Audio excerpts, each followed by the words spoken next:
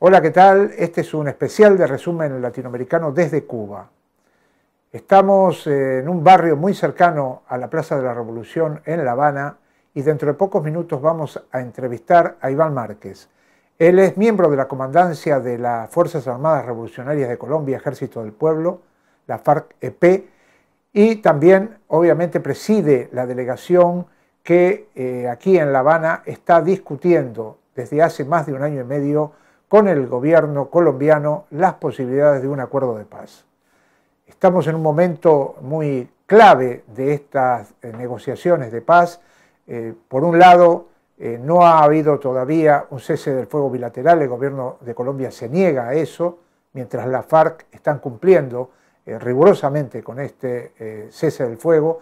Y por otro lado, también se siguen produciendo consecuencias de este prolongado conflicto, la muerte de algunos prisioneros políticos que están en las cárceles del gobierno colombiano y también amenazas por parte de algunos sectores paramilitares a organizaciones populares como son los militantes de Marcha Patriótica, del Congreso de los Pueblos y otras organizaciones. Por eso es interesante acercarnos a Iván Márquez y el pensamiento de la FARC en este momento para saber cómo ven ellos el continuar de estos diálogos y cómo ven el futuro de Colombia. Vamos a la entrevista. Iván Márquez, estamos en un momento que ya ha transcurrido más de un año y medio del comienzo de las negociaciones y quería que nos des tu impresión de cuánto se ha avanzado y cuánto falta todavía en la estrategia que ustedes tienen para este acercamiento a la paz. Creo que hemos avanzado de manera suficiente. Ya tenemos en nuestro poder las partes 3 acuerdos parciales, uno sobre tierras, otro sobre participación política y un tema muy complejo que es aquel que se refiere al uso de drogas ilícitas. Sobre estos asuntos hay ya unos acuerdos parciales, pero han quedado para un abordaje posterior, más adelante, algunas salvedades. 28 salvedades en total, todas ellas de mucha importancia, nodales para el logro de la paz, porque, por ejemplo, está el problema del latifundio, que el gobierno colombiano pues no ha querido tocar, porque según su argumentación, piensa que una medida de esta naturaleza podría despertar de nuevo los demonios del paramilitarismo y cosas por el estilo. Y hay también una resistencia del gobierno a aceptar una propuesta nuestra que consideramos justa, como es la de ponerle un límite a la extranjerización de la tierra. Otro aspecto también importante es el que tiene que ver con la explotación minero-energética y su impacto socioambiental.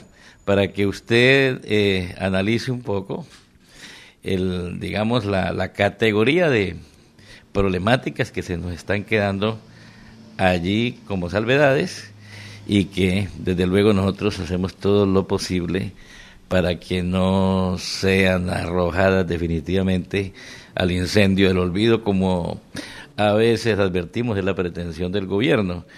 También hay asuntos políticos para resolver, como es el de la expansión de la democracia.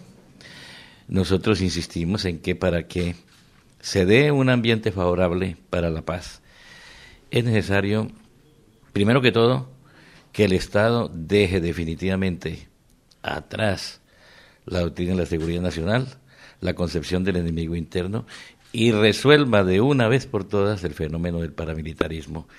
Que nadie en Colombia sea perseguido por sus ideas, mucho menos asesinado. Eso es muy importante para dar unos primeros pasos en dirección a una Colombia distinta, a la Colombia del futuro, como decimos nosotros. Además, es necesario adelantar unas reformas estructurales, como la reforma política al sistema electoral. Hay una que clama todo el país, que es la reforma del sistema judicial, corrupto, totalmente dependiente, no tiene independencia la rama jurisdiccional colombiana. Y ahí se han generado unos escándalos que hacen que el país en masa, la voluntad nacional, quiere que se produzca un cambio estructural. Nosotros pensamos que todo esto es posible a través de una constituyente. En estos avances, obviamente que son meritorios, ¿cómo esto ha redundado o cómo se ha trasladado al territorio? Porque mientras se habla de acuerdos en el tema agrario, por otro lado, a los campesinos se los sigue persiguiendo, a los movimientos políticos y sociales se los sigue amenazando. ¿Cómo ven ustedes? Porque esto se ve desde afuera, viéndolo desde afuera nosotros decimos, sí, se ha avanzado en la mesa, pero en el territorio parece que no escuchan eso los partidarios del gobierno, por ejemplo.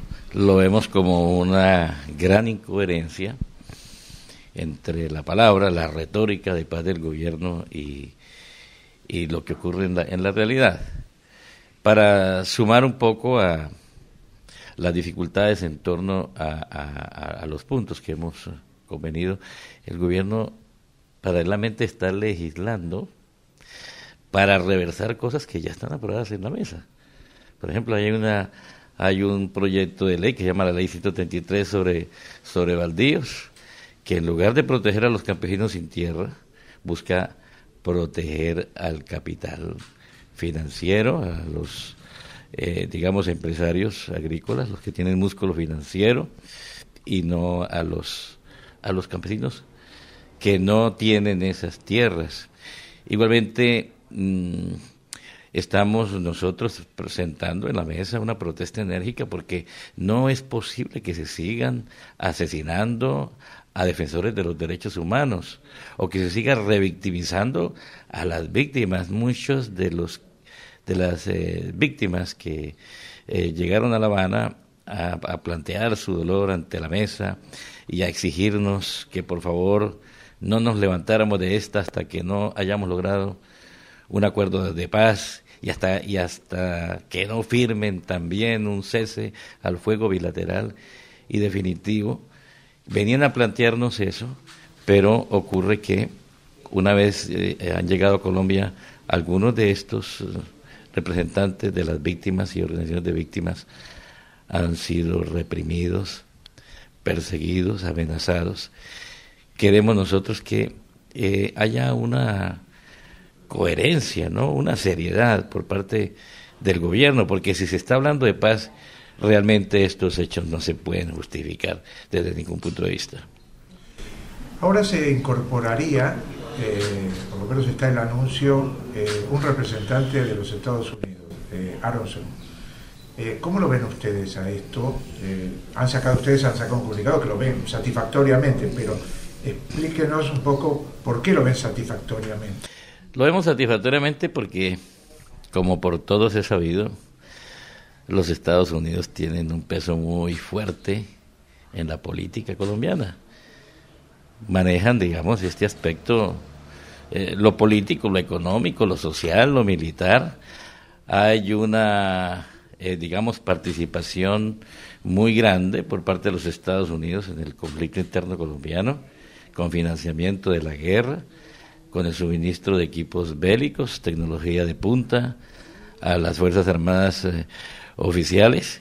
Y a nosotros realmente nos parece bien que los Estados Unidos se aparten un poco de esta situación que los ha colocado a impulsar la guerra y la discordia, y que más bien ponga toda su capacidad y su esfuerzo a ayudarnos a los colombianos a encontrar la reconciliación. Por eso saludamos que estén ya interesados los Estados Unidos en hacer de alguna manera presencia en la mesa de conversaciones.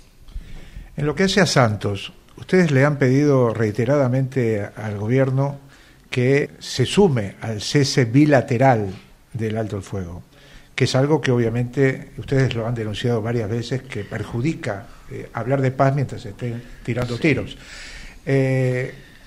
¿Cuál es la razón por la que creen que Santos que aparentemente está haciendo concesiones o está dispuesto a avanzar hacia la paz, no cede en ese terreno. No lo entendemos, francamente, ese argumento de que una tregua sería aprovechada política y militarmente por la guerrilla para fortalecerse. No tiene ningún fundamento, ningún asidero. Además, el cese al fuego, como el que estamos desarrollando de manera unilateral, porque el gobierno no lo ha querido bilateral, tiene ante todo un sentido humanitario.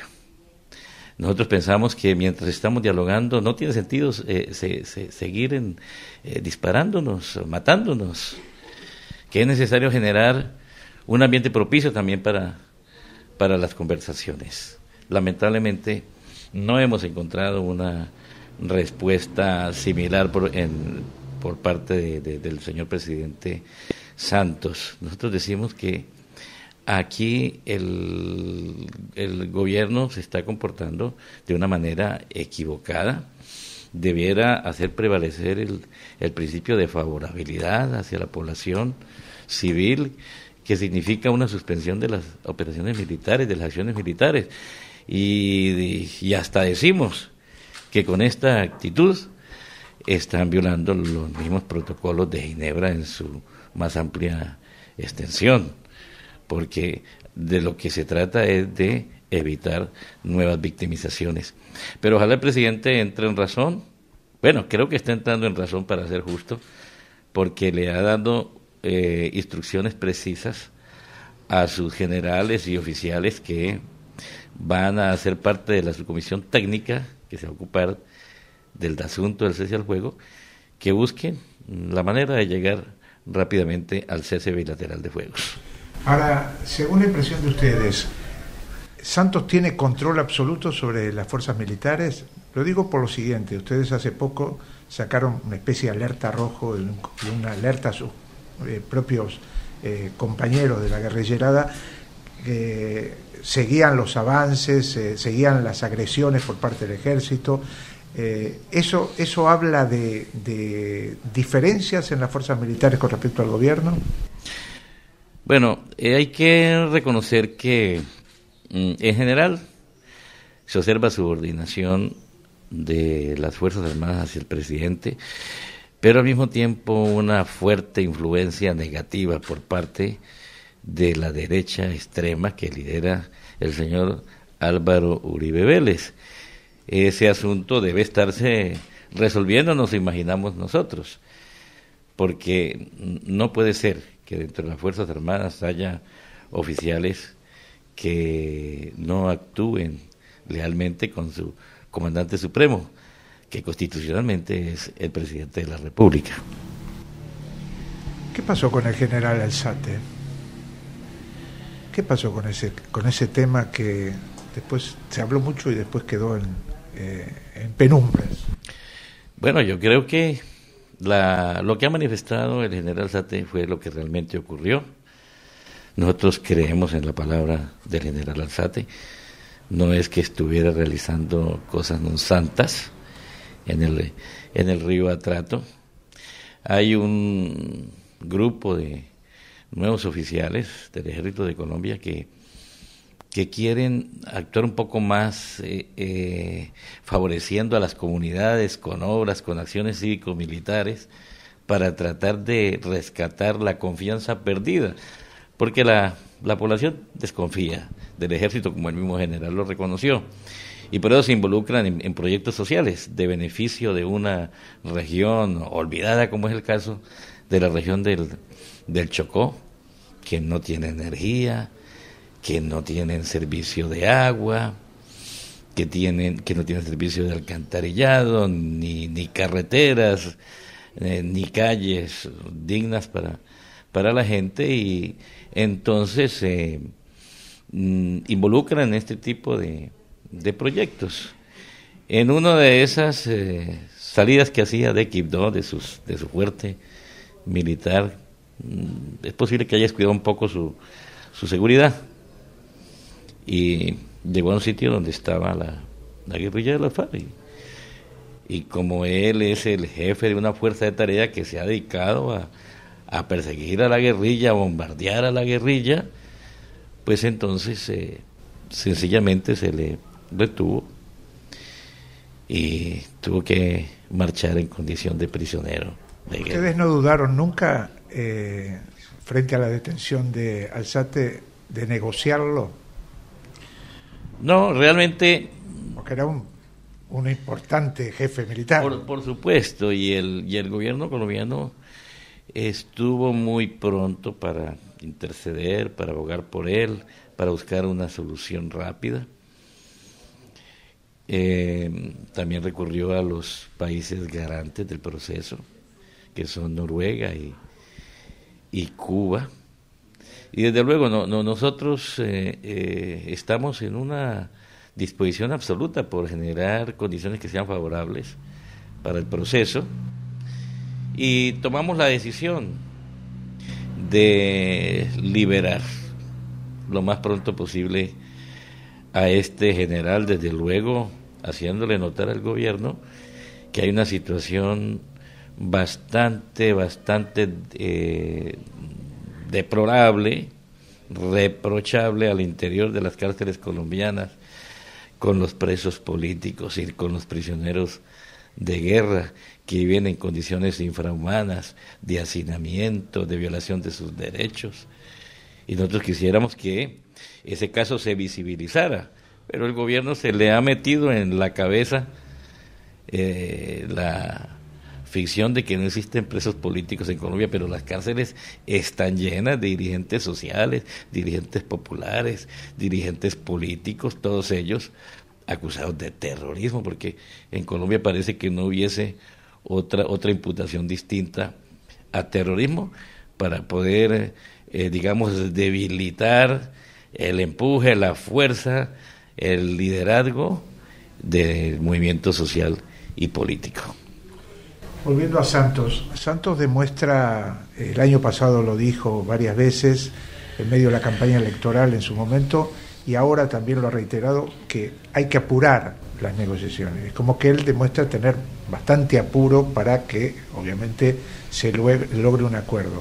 ¿Cuáles son los tiempos de la FARC-EP con respecto a eso, a esto que falta resolver para llegar a un acuerdo definitivo?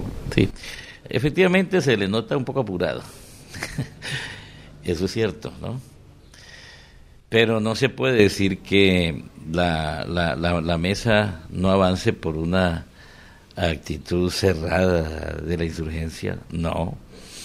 Nosotros hemos colocado sobre la mesa, como esta mesa que está llena de resumen latinoamericano, toda una constelación de propuestas mínimas en lo agrario, en lo político, en el tema del tráfico de drogas que fue tratado allí, y ahora hemos puesto sobre la mesa a consideración del gobierno 50 propuestas mínimas sobre cómo abordar el tema de víctimas. Todas esas propuestas las llamamos mínimas porque no son propuestas radicales y están concebidas para lograr la aproximación de las partes en la mesa de conversaciones, pero al gobierno les parecen revolucionarias y radicales, cuando muchas de esas propuestas que nosotros hacemos pues están contenidas, digamos, en las normas, son mandatos constitucionales, son obligación y deber del gobierno implementarlas, pero no las ha implementado hasta ahora. Bueno, nosotros queremos que esta situación cambie, que no se obstruya la posibilidad de redactar acuerdos, porque el problema es que no se redactan pronto los acuerdos, se habla mucho, se interponen muchas temáticas al mismo tiempo, y nosotros no queremos que se descarrile la conversación, queremos, digamos, enfocarnos en un aspecto para sacarlo adelante. Ahora nos están mostrando el tema de justicia, ¿no? Esto también hay que tratarlo, pero más adelante, y nosotros tenemos una visión de cómo podría abordarse este asunto, empezando por decir que El gobierno no debe confundir el proceso de paz de La Habana con un proceso jurídico. A la situación colombiana, al conflicto colombiano hay que buscarle soluciones políticas y no jurídicas.